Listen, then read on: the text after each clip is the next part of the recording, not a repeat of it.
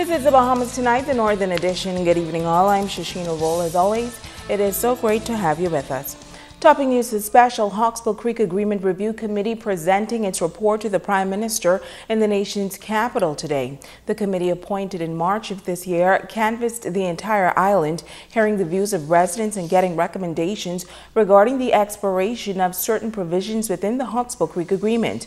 The committee, headed by Dr. Marcus Bethel, also getting feedback from residents on how to best move the economy forward. Over the past 8 weeks, the recommendations and an analysis were compiled, and today the committee chairman delivered the report to the nation's leader. The time for the expiration of the privileges arising out of the taxation and business license exemptions will have ended, and therefore our decision is required to be able to have in place whatever regime that will be put in place to extend or otherwise. Now, Prime Minister Christie says the report will be presented to the Cabinet tomorrow for review. It's another investment in the Grand Bahama economy. This investment in the tourism and culture is expected to answer the call for more activities for visitors and Bahamians alike. Megan Shepard has this story. His vision became reality this past Saturday as Grand Bahama's first Junkanoo Museum held its grand opening ceremony. Proprietor Fred Black welcoming supporters to the museum, which features a variety of Junkanoo displays depicting the history of the cultural parade. It gives me great pleasure to stand here today and just to say thank you to all of you all for making this auspicious occasion a wonderful one. And as we go through the museum, I want you all to make sure, have a good look, have a good time, and then take the news back out to the community, because the community is something that we are looking forward to. Every year, a number of persons within the community getting a first-hand tour of the museum, including Minister for Grand Bahama, the Honorable Dr. Michael Darville. He says it is a pleasure to support the venture, and he is sure it will be a success within the community. Over the last couple of months, there's been a lot of work put into this venture, and on behalf of the government and all of us from the Ministry for Grand Bahama, I would just like to commend Mr. Black and the entire team here at the Junkanoo Museum. Early on, we did a complete tour, and as you can see, the quality of the costumes and the business plan that is put in place by Mr. Black is a feasible one, which is a clear indication that the economy of Grand Bahama is turning around, and I'm so pleased that entrepreneurs like Mr. Black and his team have now moved into the cultural industry. Various sections within the museum showcase the development of Junkanoo over the years, from the use of sponge, newspapers, and to Junkanoo in its current state. There was also a display showcasing a typical shack. Minister Darville adding that the museum will also be a great attraction for tourists to the island. I realize that they are now moving into the various hotels to market their product, and very shortly we will begin to see tour operators taking advantage of this museum to display Bahamian culture and to allow us to demonstrate the way on which Junkanoo costumes are manufactured, and to have a full expression of cultural diversity here on the island of Grand Bahama. The Junkanoo Museum is located on Yellow Pine Street. Megan Shepard, ZNS Network News. The Ministry of Grand Bahama coming together with various stakeholders on Saturday to announce a list of events to be held in honor of the country's 42nd anniversary of independence. There will be a number of events starting from June 26th. The Minister for Grand Bahama, Dr. Michael Darville, says this year events will focus on the theme, Our Children, Our Future. This year in Grand Bahama, we intend to really work very closely with this theme, which will showcase our young people from east to west Grand Bahama, and the importance for all of us as residents of Grand Bahama to be actively involved in the growth and development of young people on this island. The young people of the Bahamas is the future, and this independence celebration is a good opportunity for all of us to showcase all of the good work that they are doing here on the island. Well, Minister Darville says 42 years later, the Bahamas is moving forward and onward, and is becoming a much stronger country.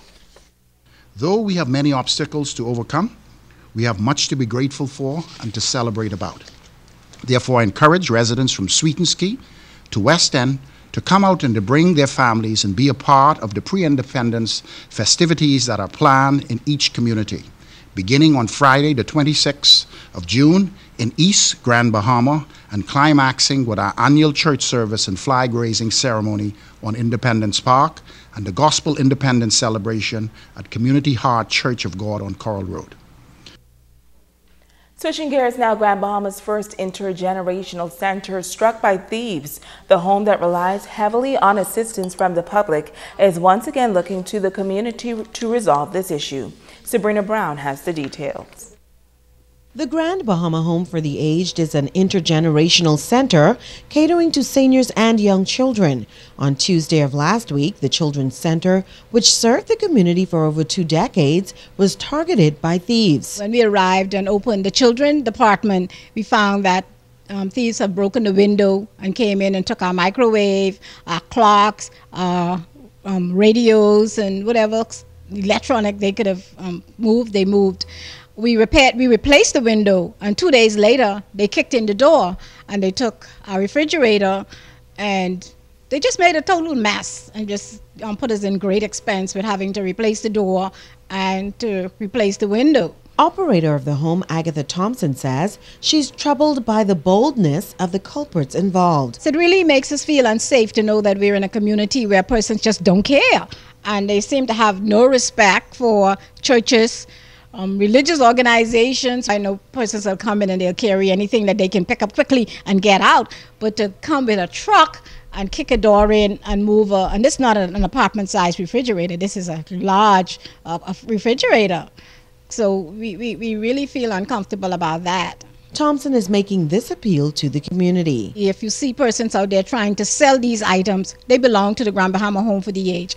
And I think if persons would stop purchasing unlawful goods, because if they don't have a store and they're not selling it from their home or have receipt where they bought it, then you know it's not theirs. And I think once persons stop purchasing and there's not a market for stolen goods, I think we should be safe. Sabrina Brown, ZNS Network News. Well, tonight, one Grand Bahama family is taking the management of a local cemetery to task. They say the company has failed to deliver as agreed, and as a result, they are making the grieving process even more painful. Joan Davis-Roll reports. There are issues being raised concerning the living and the dead. It is centered around a cemetery near the site of the former Hawksville High School campus. Westgate Memorial Park recently joined the list of privately owned burial sites on the island. On 2 separate occasions, a local family paid for services after suffering the loss of 2 loved ones, one last year and the other a few months ago. Irate resident Cindy Bevins. My concern is the gate seemed to be locked at times when persons should be able to have access to it. I also paid for headstones to be placed on my relatives' graves. To date, they have not been placed. My brother passed last September and was interned here. My sister recently passed and was interned here on May 9th. And to date, the headstones are not in place. Bevan says she has attempted to get answers but to no avail. She explained how she visited an establishment identified as the cemetery's office, but the facility remains locked. The family, she says, is distraught over the entire situation as they continue to grieve for their loved ones. I spoke to Westside and they referred me to a Mr. Moss. I called the numbers that was given to me, and I constantly got the number was not in service. I then called another number that was given to me. I reached a representative who said they would speak to Mr. Moss and get back to me. This was 3 days ago and I haven't heard from them. President and owner of the Westgate Memorial Park, Joey Moss, is responding to the claims. The family doesn't owe us. We do owe them. There is a situation, and it's not that they purchased headstone and we didn't give it. Initially last year, we had a promotion here at the cemetery that if anybody went with us we would give them the headstone. Subsequent to that, we had some people, our vendor actually went up on us, and it became out of reach, but because we had still advertised it, and it was a promotion running to the end of the year, we had to stick with it. But we do have some grave markers outstanding from last year because we're still trying to find a reasonable vendor. Now, as for the second loved one, they didn't come direct to us, they came through the funeral home. So we still don't have the information for the headstone. We were waiting to hear from them. I actually gave a family member the card the day of the funeral because they inquired about the grave marker from last year, and I told them, okay, once you get us with this information, we'll try and do it all one time. They never got back to us. Moss assured that once a new headstone supplier is identified, all of the outstanding headstones will be installed. Joan Davis-Rowe, ZNS Network News. Well, Grand Bahama's traffic fatality count has moved up a notch. One of the persons injured in a traffic accident back on May 23rd passed away over the weekend. The 61-year-old male victim was a passenger in a Chevy Malibu that was involved in a traffic mishap with a Dodge Neon on the Warren J. Lavarity Highway and had to be extricated using the jaws of life. As mentioned earlier, the Hannah Hill resident passed away at the Rand Memorial Hospital over the weekend. All of the others involved in that accident back in May were treated and discharged from hospital. Traffic police say they are continuing their investigations. Stay with us. The Bahamas Tonight, the Northern Edition, continues right after this. Bringing news that matters to you. You're watching the Bahamas Tonight, Northern Edition. Welcome back. The Grand Bahama Regatta Committee continuing its efforts to grow and expand the cultural sailing event. Mayor of Riviera Beach, Bishop Thomas Masters, on island Monday to tour the site and see firsthand what's to come July 17th and 18th. Chair of the committee, Shavita Campbell, says that last year they had a successful partnership and she's looking forward to an even better partnership this year. We were able today to allow Mayor Masters to visit the regatta site. So when he returns to the city, he's able to speak with confidence as to how our regatta will be where it will be placed, the effects of how it will be affected by persons visiting the island, as well as us on the island arranging several hotel accommodations for persons who are visiting, as well as ground transportation, even if they're just coming for the one day. And so therefore, this sailing is a cultural event. We share history with the residents of Riviera Beach. And so therefore we are pleading to the persons within the city of Riviera to visit us July 17th and 18th to attend our annual cultural sailing event. Now, Mayor Masters says that it is always a pleasure to partner with the sister cities in exchanges such as this. Masters says it is also important to sow good in order to reap good. I'm going to go back to Riviera Beach, and we're going to really promote this event with our residents. We're going to tell them this is a must. They must come to here to Freeport, to Grand Bahama, and share and participate in this event before they go to heaven. So we're looking forward to coming and sharing and participating, and it's just a wonderful thing that Shavita has laid out a proposed involvement and a partnership package. I mean, she always finds all kind of ways to get our money. I don't know how she does it, but she figures it out, and we just come and spend the money and invest. Well, the Grand Bahama Sailing Club giving youngsters the opportunity of a lifetime. The club hosted a junior instructor camp to encourage teenagers to learn about sailing, what the club has to offer, and to prepare for the Sailing Adventure Camp. Camp coordinator Jackie Dack. Again, getting back.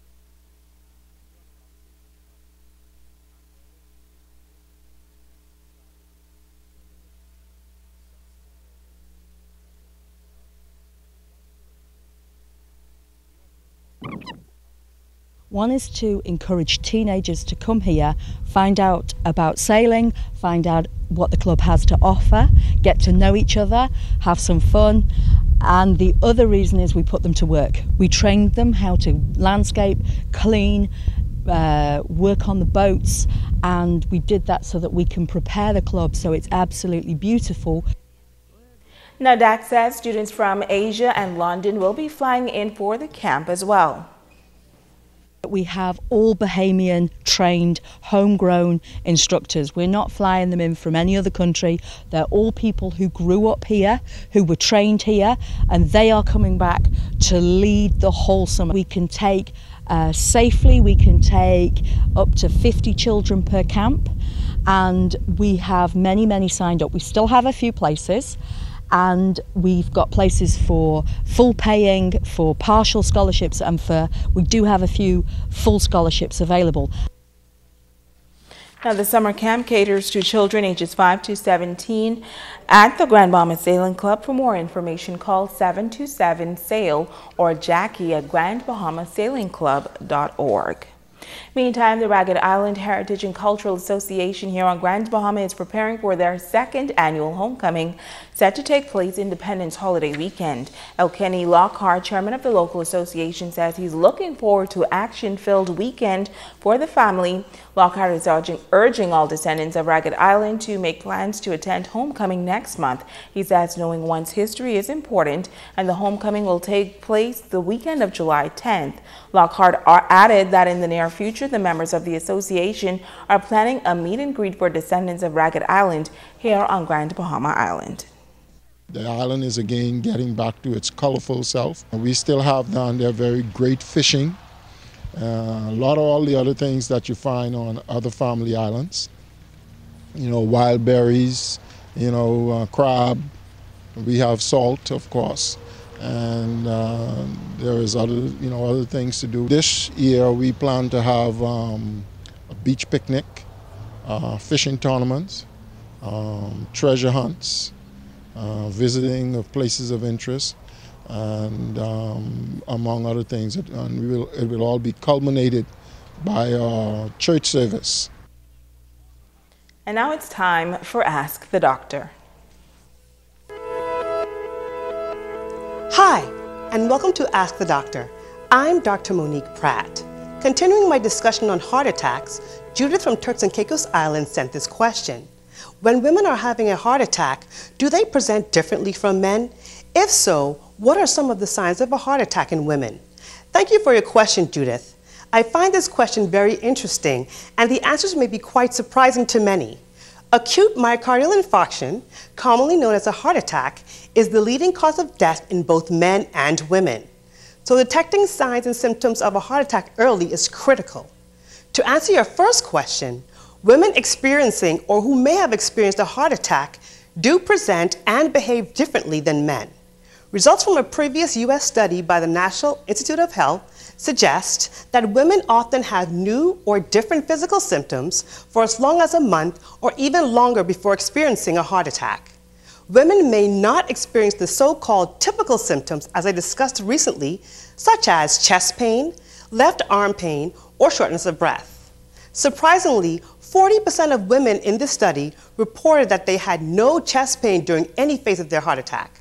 Contrary to our beliefs, women tend to minimize their symptoms more than men. Researchers also speculated that women tend to complain less about symptoms that may be related to their heart because they are somewhat afraid of being told by their doctor or family member that they're just anxious. So most women will not often tell their doctors about their symptoms that may be heart-related. Whether you are male or female, it is extremely important to speak to a doctor about how you are feeling and describe your symptoms so that he or she can make an appropriate diagnosis and referral. I'm Dr. Monique Pratt, and this has been Ask the Doctor. Stay with us. Sabrina Brown has a check on sports when we return.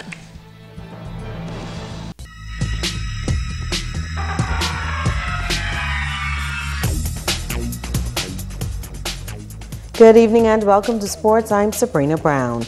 The Bahamas men's national basketball team back home from the Caribbean Basketball Confederation Championship in Tortola, British Virgin Islands with the silver medal. Team Bahamas losing to the U.S. Virgin Islands 71-65. Kadeem Colby netted 15 points, Torrington Cox with 5 points, Michael Bain Jr. 7 points, Leon Cooper 5 points, Magnum Roll 9 points, and 4 rebounds, Kentuan Smith 9 points and 8 boards. The men also qualify for the Centro Basketball Tournament next year, like the ladies did last week. The Bahamas Baseball Federation's 13th annual Andre Rogers Nationals came to a close Sunday at the AmeriCaribbean Baseball Stadium. Ricardo Lightbourne has the highlights of the 13-15 finals. 6-5 here in the bottom of the inning. Junior Baseball League of Nassau and the Grand Bahama Little League in the 13-15 finals, and what a game. GB Little League with the momentum in the game, and Colby with the fly ball to center. That's for the out. O'Neal Pritchard on the mound and watched a pickoff move here to second base. They're running out on the same page as JBL and coach, and he is called out. Top of the 6th inning. Leadoff batter Mikael Bethel is given a free pass. Donovan Mackey's at the plate. He's also given a free pass to first. Kobe Cartwright working from the mound, and this play, the catcher Scotty Roberts goes with a pickoff at third. The error as the ball gets away. It is now a 8-5 ball game. Thomas is the batter. He's given first base by virtue of the walk. Next up is Colley, the chopper to shortstop. It looks like a routine play. Not so fast. The first baseman's dropped the ball. It's called safe, and the run will score. It's a 9-5 game. The fans at the ballpark are feeling it. Junior Baseball League finally got off the field and stopped the bleeding. 9-5 game. JBL needs 4, and they're going to stay alive? Well, maybe not. GB Little League needs 3 for the outs. JBLN unable to find the hole as GB Little League defense stepped up. The next batter needing to rally, fly to center. That's 2 outs. The magic number now is 1 for GB Little League. Jamal Davis is given a free pass here. That brought up Jake Knowles. Knowles with the bloop base hit to center field. JBLN is fighting back. Scotty Roberts now the batter. Runners in scoring position and 2 out. He will chase the high fastball for the strikeout, and that's the game. Grand Bahama Little League are the 13-15 champions. O'Neal Pritchard named the most valuable player, and Coach Keel Pinder elated. I know I could do it. I know my fans, my teammates, they could be there to back me up. And I know I could do it. It's been a long time coming. That's most of the players' first championship in the Nationals. You know, they really earn it. They really work hard throughout the year and in the end of the year, and they got the best results in the championship. Ricardo Lightbourne, ZNS Total Sports. And that's your check on sports.